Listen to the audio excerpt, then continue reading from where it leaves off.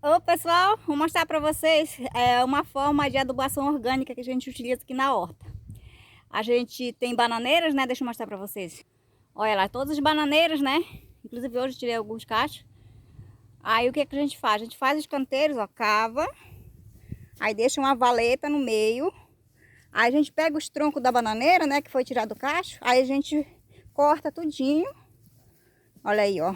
Já trouxe para cá, ó. Um serviço pesado, mas eu faço. Olha aí, já trouxe pra cá.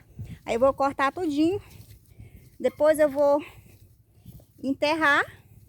E aí ele vai funcionar como adubo orgânico. E aí, na propriedade de vocês, vocês trabalham com esse tipo de adubação também? Deixa nos comentários. Tchau, pessoal. Eu bora trabalhar, né? Depois eu vou, quando eu tiver já plantado as verduras aqui, eu vou fazer outro vídeo para mostrar o resultado para vocês. Tchau, fui.